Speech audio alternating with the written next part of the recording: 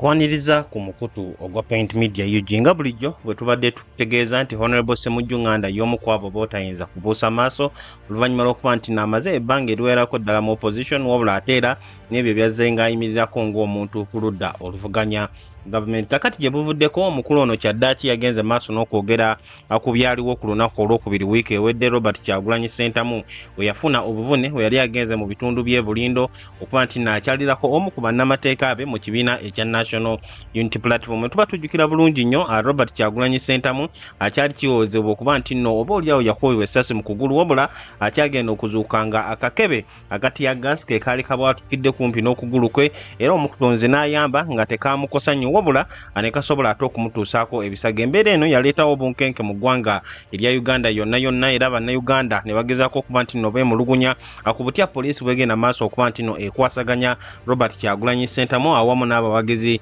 abo bonna bonna abali ku ludda oluvuganya gavumenti. Kakati no Honorable Ssemujju Nganda okumala ebiseera ebiwererako ddala azenga avumaganya butya poliisi bwegenda maaso n'okuba nti nno ekwatamu ababali ku ludda oluvuganya gavumenti. Jjukira nti nno naye y'omu ku abo abasobodde okuba nti nno bawulirako oba balabako oba babeerako mu mbeera enkyamu poliisi gyegenda maaso n'okuba nti nno eyisaamu abo abali ku ludda oluvuganya gavumenti. Newankubadde Bannayuganda bangi nnyo basonga olunwe mu poliisi, newankubadde ba political activists bangi nnyo bavaayo okunenya poliisi n'ebyo byegenda maaso okuba nti nno ekola, ye Honorable Ssemujju Nganda agamba nti obuzibu we businga okubeera ye mukulu ali mu office esingayo obunene mu ggwanga erya Uganda, Mwami Yoweri Kaguta Museveni. Mu vidiyo eno atukuleetedde akatambi ka Honorable Ssemujju Nganda ng'agenda maaso n'okunnyonnyola okuviira ddala mwaka gwa 2017 we yasooka okuba nti nno aggalirwa mu kimotoka kye kimu ne Robert Kyagulanyi Ssentamu. Wabula bino byonna byonna nga bigenda maaso n'okuba nti nno biragirwa Mwami Museveni yagenda maaso okuba nti nno alagira abo bonna bonna abali ku ludda oluvuganya gavumenti bayisibwe mu ngeri bw'etyo. Era Ssemujju Nganda agamba nti kasita yayogerako ne omukulu Andrew Mwenda eyali munnamawulire nga ssaawa zino eno ali ku ludda olwa gavumenti, yakitegeera nti Mwami Museveni asanyukira nnyo okulaba nti nno abo abali ku ludda oluvuganya gavumenti bayisibwa mu ngeri eyo gye bayisibwamu. Ku nsonga ya Robert Kyagulanyi Ssentamu, Ssemujju Nganda agenze maaso n'ategeeza nti tekiri akuba Kyagulanyi okugulu kwavuddeko oba nedda, wabula ye agamba nti yeewuunya nti mu Uganda ssaawa zino nga buli wamu waliwo kamera nga bannayuganda basobola okukwata ebifaananyi by'ebyo ebigenze maaso n'okuba nti nno bikolebwa era ebibaddewo, nti Mwami Museveni akyasobola okusindika poliisi oba amagye okuyisa abo abali ku ludda oluvuganya gavumenti engeri gye bagenda maaso okuba nti nno babayisaamu. Bino byonna byonna tugenda kuba twongera okubikuba mu ttooki era tugenda kuba tufuna bulungi nnyo akatambi ka Honorable Ssemujju Nganda. Wabula nga tulina okuba nti nno tutuukayo njagala nsooka ennyongere okujjukiza wali ku Point Media UG, genda maaso subscribing, teekako notification bell egenda okukkirizisa era ejja okutegeeza diro taddeyo akatambi kye tutaddeyo, ani ayogedde, biki byayogedde, political analysis mu ggwanga erya Uganda awamu n'ensonga endala zonna zonna ezikwata ku muntu wa wansi.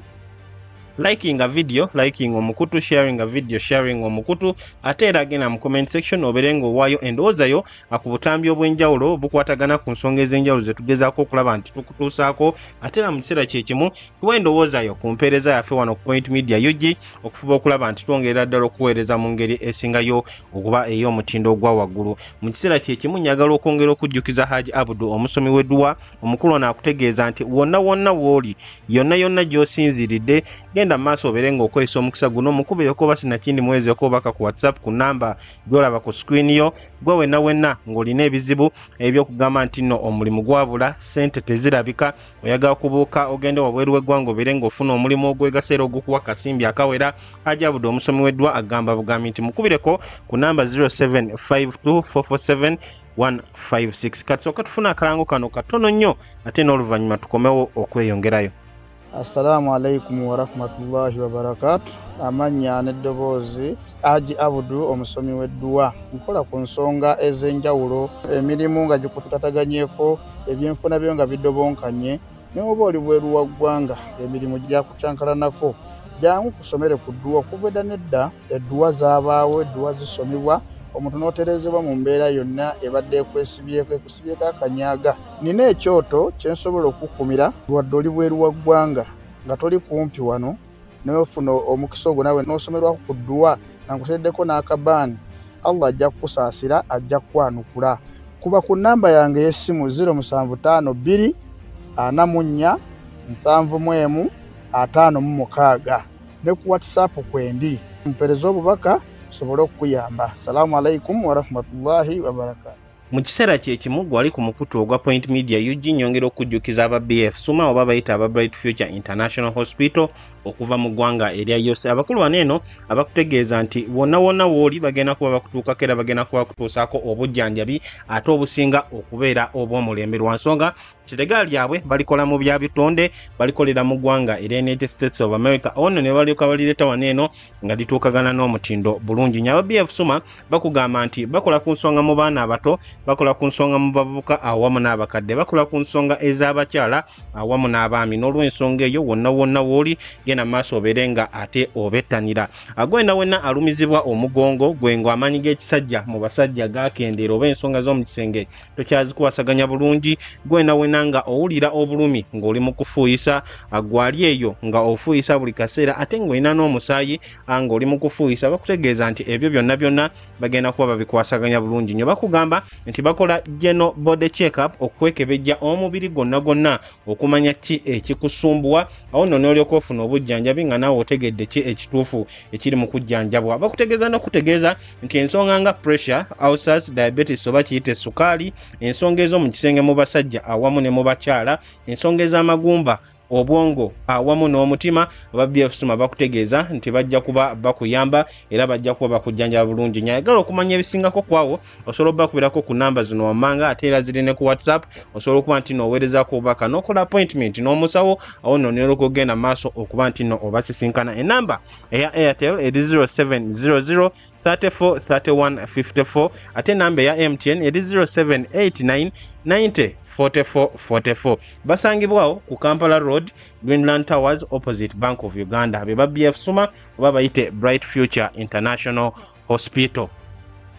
Kakati nga tukomyewo ku nsonga eza Honorable Ssemujju Nganda nga bwe nkutegeezezza nti y'omu ku abo b'otayinza kubuusa maaso. Wabula ensangi zino atulabye nti nno wabaddewo obubaka okuva ku ludda luli olw'ekibiina kya National Unity Platform, specifically okuva mu Alex Waiso Mufumbiro, amyuka omwogezi w'ekibiina ng'agamba nti Honorable Ssemujju Nganda ono waliwo ensonga ezimu gye zakwasaganya mu butuufu oba oliawo mu ngeri etali bwenkanya era alina engeri gye yeekubira oludda okituuka ku nsonga ez'ekibiina kya National Unity Platform. Wabula gye buvuddeko Honorable Ssemujju Nganda nga ayogera ku nsonga eza Robert Kyagulanyi Ssentamu okutuusibwako obuvune poliisi y'eggwanga erya Uganda, yabadde tayogera ku nsonga za kibiina kya NUP yokka, wabula yabadde ayogera ku nsonga ezo ezisoomooza abali ku ludda oluvuganya gavumenti bonna kubanga tulabye ebintu bino nga bituukawo ku Dr. Kizza Besigye, ku Olaro Otunu, tulabye nga bituukawo ku bantu ab'enjawulo abali ku ludda oluvuganya gavumenti ne Honorable Ssemujju Nganda kennyini nga naye ensonga zino ez'okuba nti nno poliisi bakwata bubi agenze maaso n'okuba nti nno abiwulirako oba abifunako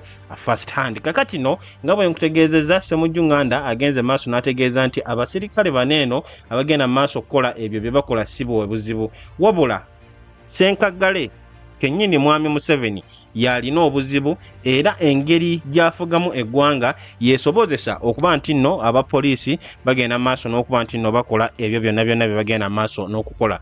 Kankusabe tubeere nga tufuna akatambi ka Honorable Ssemujju Nganda n'oluvannyuma tukomewo okuba nti nno ate tufuna pointers mu biki ebyo byagenze maaso okuba nti nno ayogerako.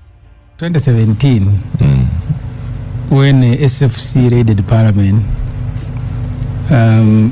we were bundled in the same van with Honorable Kyagulanyi Tonagalama. We had just gone through an election, by-election that brought him to Parliament. In the areas of Mukono, Nawawe, of course, when you're in those situations, you begin cracking jokes. They keep you going. He said, I told the people in the campaign, because Kyagulanyi, I didn't know they would be like this.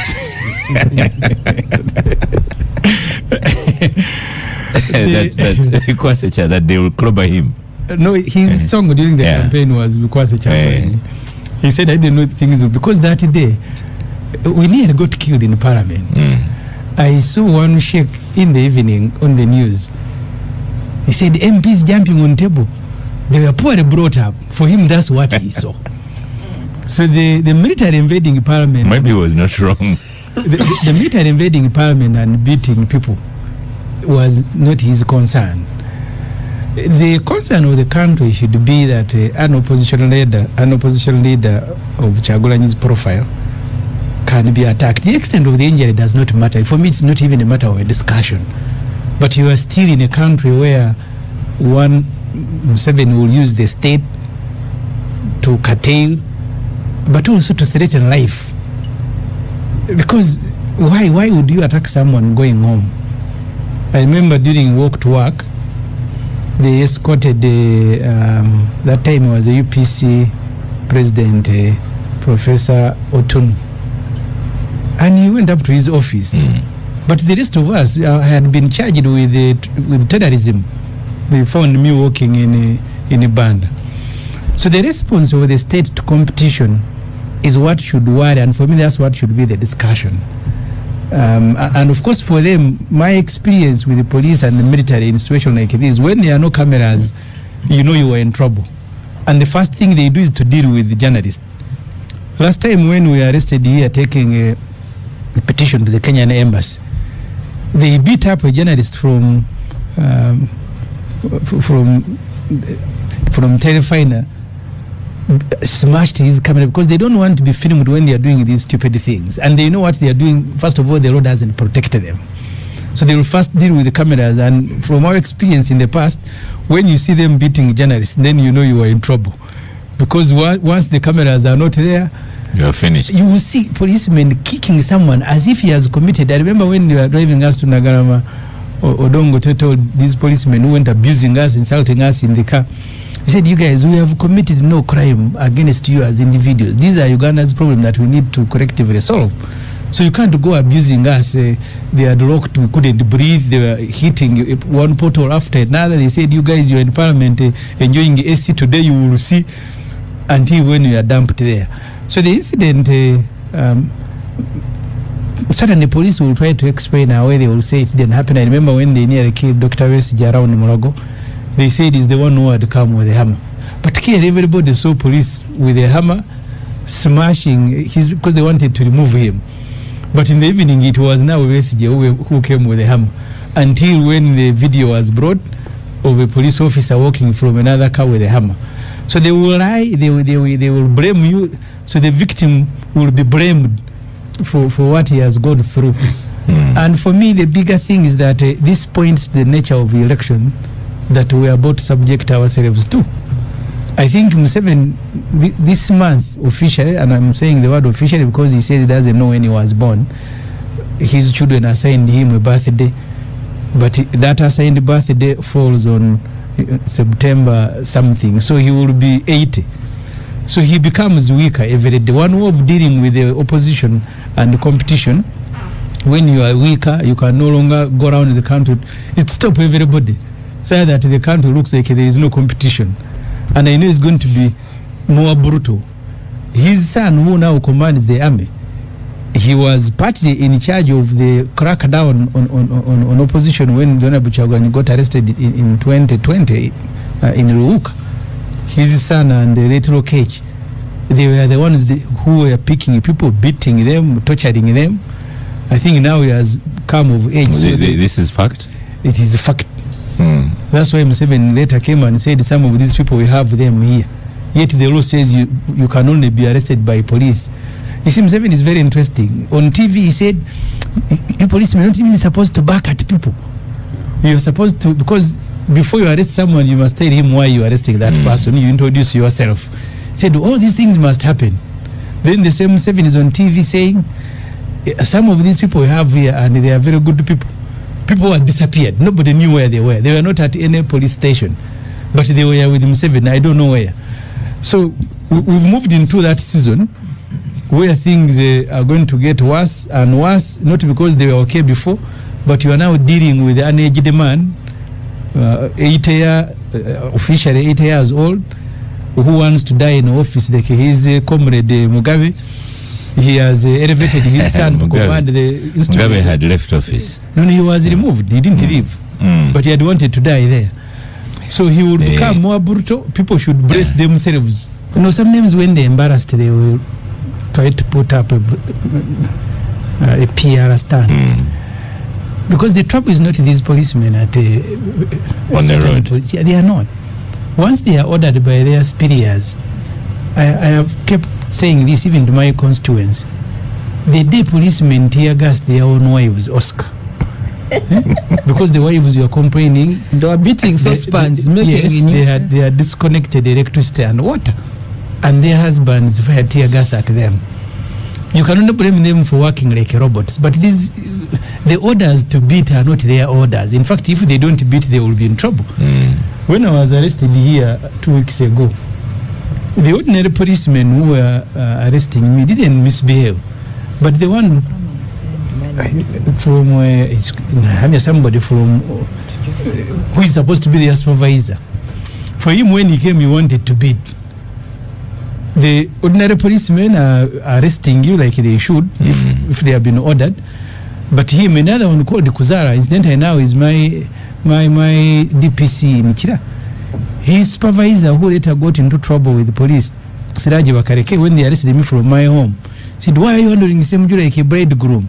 Be physical, don't just handle him like that." So the mentality of some of the supervisors is to misbehave. Many of them, that's how they get promoted. If they hear that they were kicking you. One time one woman told me that you guys think when they are rolling you in the mud that Museveni gets concerned. He actually loves it. That he will be there laughing when he's seeing Besigye being rolled in the mud.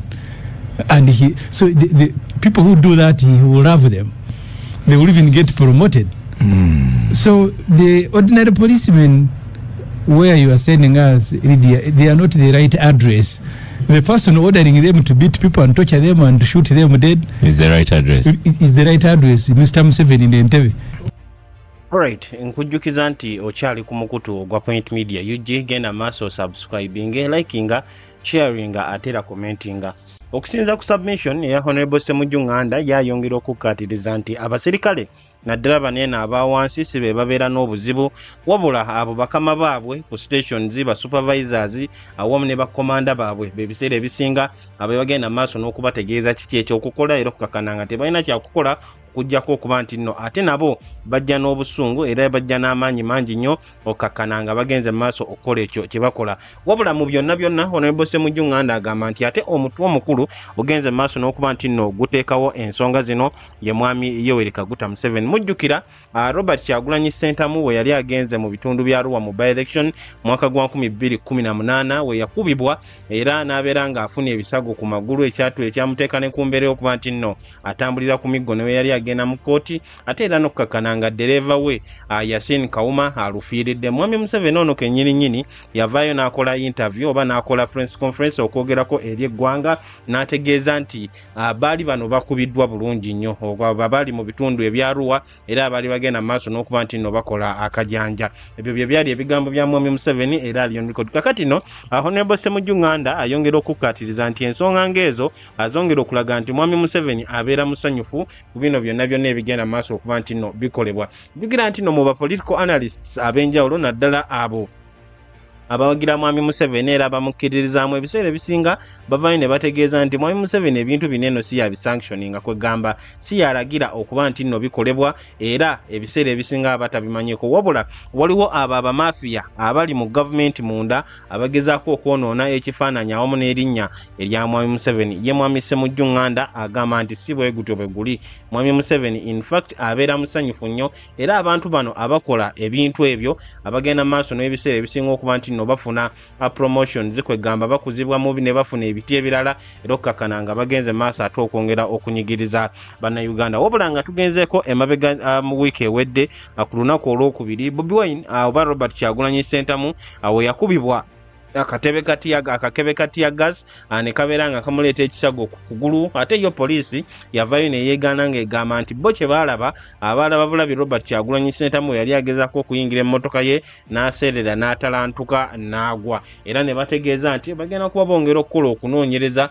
tebajja kumala gatuuka ku kyankomeredde nga bo bennyini tebasoose kuba nti nno bakola okunoonyereza era tebajja kusinziira ku butambi obugenda mu maaso n'okuba nti nno abotambula ku mikutu emitimbagano, wabula gye buva kivuddeko Robert Kyagulanyi Ssentamu yakola olukuŋŋaana lw'abannamawulire mu makaage emagere eyo yali yeetooloddwa leader of opposition Secretary General Lois Lubongo yawamu n'ababaka abalala mu kibiina ekya National Unity Platform n'agenda mu maaso okuwaayo abamu ku abo abeenyigira mu kuba nti nno bamutuusaako obuvune buno naddala abo abali mu poliisi wabula neegaana n'okwegaana ekyali kigambibwa okuba nti nno awa Uganda Human Rights Commission omukyala Mariam Wangadya yali agenze mu maaso okumuyita babeere nga bakola okunoonyereza. Kyagulanyi n'agamba nti Mariam Wangadya ali mu kulimba tannakuba nti nno abayitako wabula era nekitegeezebwa n'okutegeezebwa nti embeera eno nga bwegenda mu maaso bwetyo bagenda kwongera ddala okulwana era Robert Kyagulanyi Ssentamu n'ayongera okukkaatiriza nti tewali n'olumu bwe bagenda kupowa wabula bino byonna ebikolebwa byongera kubalaga nti eggwanga erya Uganda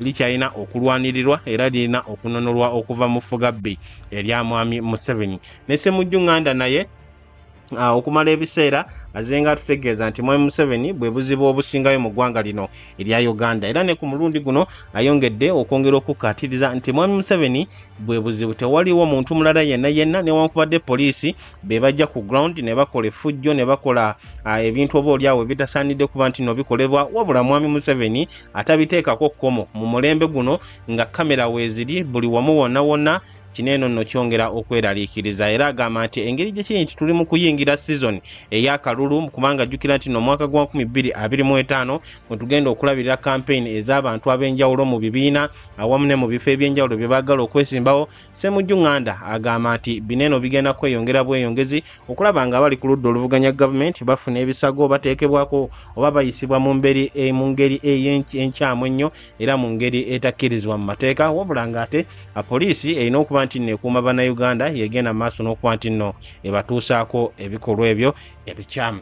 Nja kusaba mbeere nga nkoma wano eno weebale nnyo okwekumira ku mukutu ogwa Point Media UG genda mu maaso obeere nga osubscribinga likinga sharinga commentinga tusobole okuba nti nno tutambulira wamu nga bulijjo kambeere nga nkwerekereza mubeere bulungi mbaagaliza wiiki ennungi era mweraba.